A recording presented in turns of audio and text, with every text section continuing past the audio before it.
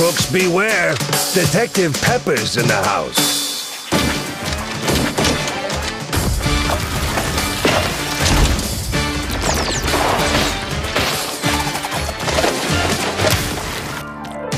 Our studio combines two worlds. We combine game dev with animation. We wanted to make a game that looks like the cartoons that your grandparents probably watched when they were kids. And the rest is history.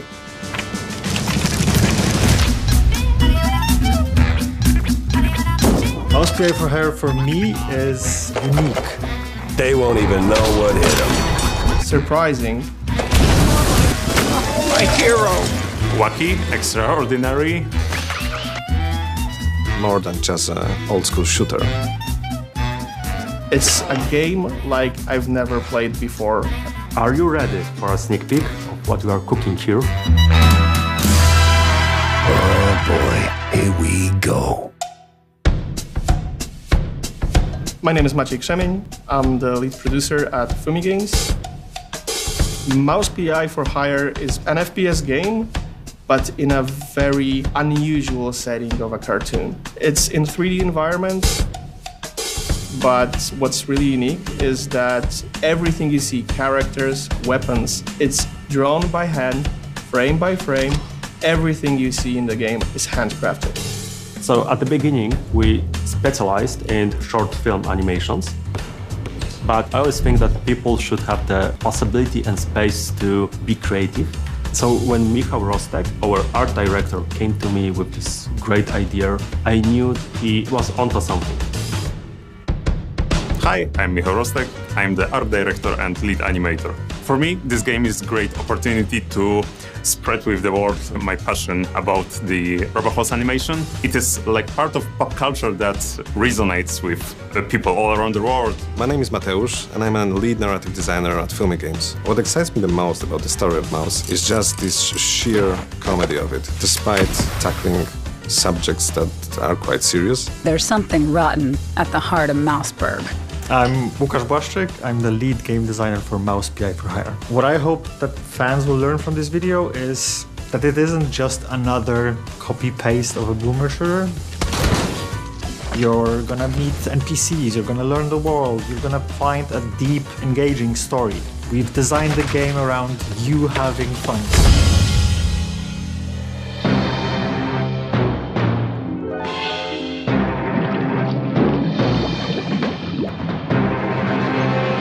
Our main goal with Mouse is that every frame of the game should look like old cartoon film from the 1930s. A clue, a lead. What more could a mouse detective want? So every element of the UI or the weapons, enemies, everything is animated by hand. One of the biggest challenges that we have to overcome is to make sure that every frame of the animation will be as close as possible to 1930s rubber hose style.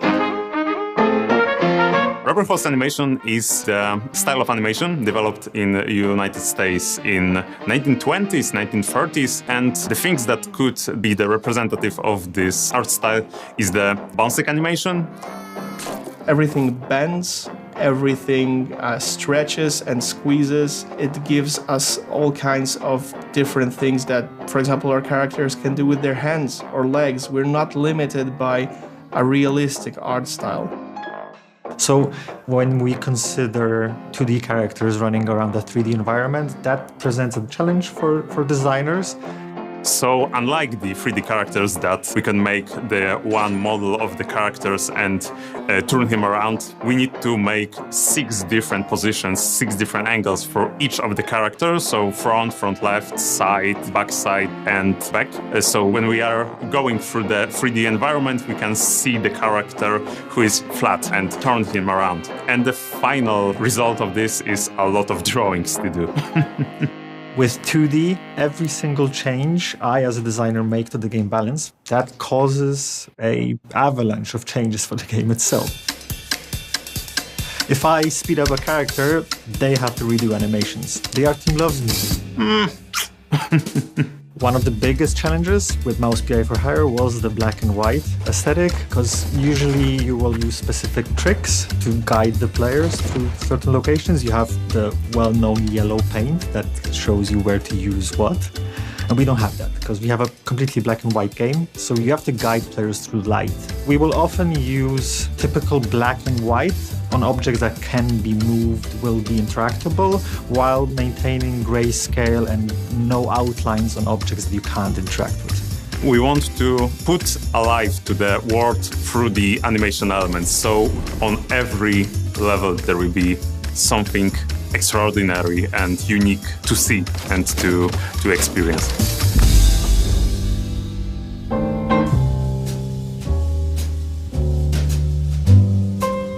The world of Mouse PI for Hire is a sprawling world that we were working hard on making as believable as it can be in a rubber hose style. And as such, it's a little bit comedic and is a little bit serious when it needs to be. And the city that the game takes place in is called Mouseburg. It has its own unique flavor. It's a cheesy flavor, you might say. Call me a cheesehead, but that elevator wasn't here before. Most of the society in Mouseburg consists of mice, but there are also shrews and rats as well. But with a society this diverse, it sometimes creates some friction. And our protagonist, Jack, is put in the middle of those situations where the friction occurs. And it's up to us to solve those problems in many different ways. Crooks beware! Detective Pepper's in the house. So Jack Pepper, as the title says, he's a private investigator. He's a war veteran and he has his own scars. He has his way of extracting information, and it's not always as graceful as you might expect. Ow! What was that for? Standard procedure. Little sucker punch before questioning never killed anyone. So, as a private investigator, Jack is approached by his clients. And he is tasked with solving 3 different cases. Each of those cases serves a different purpose and adheres to a different trope in general noir theme. Basically, the cases are starting points for each separate storyline that we have. Along the way, on the levels, we find some clues. Sometimes these are notes, sometimes these are physical items. Seems I'm not the only party here. And once we get back to Jack's office, we approach a corkboard. And whenever there is even a feeble connection between those evidences, you just link them with a red line, which in our case is a gray line. And there's a chance that it will open up a way to move the case forward, to open up next level, or open up the conversations with an NPC in the hub zone. The hub is our home, where you start the case, where you end every case. There are 3 main areas in a hub. Jack's office, a pub called Little Big that is run by John Brown, Jack's friend. And there's Tammy's workshop, when you can upgrade your weapons and just talk to her whenever your heart's desire. What's up, Jack? When you visit the Little Big pub, you can encounter 3 different NPCs. Each of them serves as a handler for a different minigame, one of which is a collectible baseball card game. You can collect cards throughout the whole world. Almost every single level has at least one hidden somewhere, and based on that you can build your own deck of cards. In our minigames, you can sometimes win hints, additional clues, or parts for some upgrades. So whenever you're stuck with your current case, there's always someone to talk to in the hub. I'm Igor. Igor, not Igor. And as soon as you have your next steps figured out, then you can go just find your car, and as soon as you interact with it, you're being transported into overworld map, through which you can traverse with your little nicely painted car and arrive at the specific destination that the case urges you to go to. Mouse PI for Hire has more than 10 biomes. Every single biome has somewhere between 1 to 4 levels in it. Since the story is set in the noir style, we thought that every level in the game should be inspired by locations from the cartoons from that era. We want to make sure that the levels will be not only full of variety of places, but also will be as wacky, as cartoony as possible. Well done, genius. You broke the damn air duct. Streets is one of the earlier levels within the game. So When you first enter the level, you find complete chaos on the streets. Don't hurt me, officer. 'Twas just a little cheese stick on the sidewalk. You will see shrews getting beat up. You will see them getting kidnapped. You will see them disappearing. And yeah, you will see how police officers aren't really there to protect anyone anymore. Well, that was a speeding ticket for sure. Your goal on the streets level is to enter the police station and find out what's going on to the larger population of Mouseburg itself. There are enemies running around left and right. You will fight enemies that you haven't seen before, especially in the previous parts of the game. Here's Jacko. You will have cops that use batons and try to pacify you with them. So enemies, enemies, enemies. Before that, the previous levels were more toned down when it comes to the types of encounters and the amount of enemies you encounter, and this time when they will come at you with everything they have.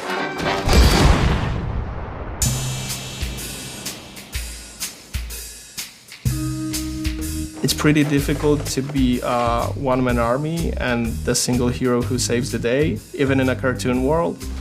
So we want the game to be challenging but fair at the same time. Where the hell did those lunatics crawl out from? I'm taking a small amount of specific enemies, like melee enemies, ranged enemies, tank enemies, and those are initially presented to you as the player to deal with, learn how they behave, learn what to expect, and then we add twists, what we call modifiers to them.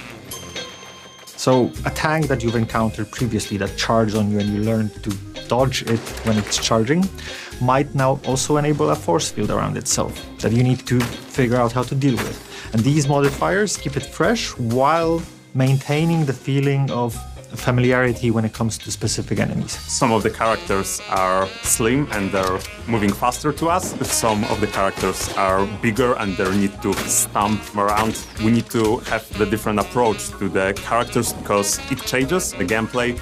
So it's not just the basic type of enemy, you will also encounter bigger enemies, larger enemies, more complex enemies, like one that we've already shown, the Vicatore, or the alligator as it was nicknamed. And you might also encounter my favorite boss enemy, which is the third wife.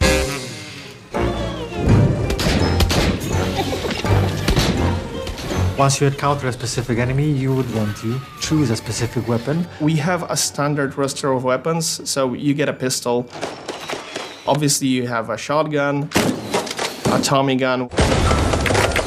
But since it's a cartoon world, there is a freeze gun. With this portable freezer, your meat and dairy will stay preserved until the end of time. There is what we call a conscious gun, which is basically a brain in a jar attached to a weapon. Without device at hand, making friends becomes mind-blowingly easy. The cartoon cannon, it's a cannon, so what do you expect? Sometimes you knock. Sometimes you knock it down. The alt-fire mode, on the other hand, it will allow you to use that loaded cannonball in the weapon, smash it into pieces, and fire a burst of smaller projectiles if you want to deal with more enemies at the same time. Weapons in the game will also be upgradable. There's a progression path you can follow as a player, so it's not just I gain the weapon and that's it. I can also improve it. I'll gain additional firing modes to that weapon. So every single weapon that you encounter as a player or unlock as a player should feel fresh, not a copy-paste of something already found. So our approach was to give every single weapon a feeling of that's a perfect weapon for that specific enemy. However, how we designed it and how players use it might be a completely different scenarios. You need to feel like you actually deal a lot of damage. So we managed to achieve that both animation-wise and sound-wise. We understand that what players feel, it's always a blend of what you see and what you hear on screen, right? So obviously the first and the most important part was to make sure that the sound design properly accompanies the gunplay. So we have to balance our sound effects to sound pretty oomphy in a kind of way. You need to feel like you're shooting someone in the face sometime, right? We also need to make sure that the music in game sounds like the old cartoons that we refer to. So what we did, and it's actually a feature that we are really proud of, is we added a couple of different distortion filters to the sound in the game that you can choose from. starting with a filter that sounds like very early wax cylinder recordings with a heavy distortion. You can choose to use a filter that resembles, say, 1930s/1940s vinyl records. Obviously, if you want your sound in mouse to be crispy clean, that's fine. You can opt to do that. So we want the players to be able to customize their sound experience to an extent, which is pretty cool because it does change how it feels.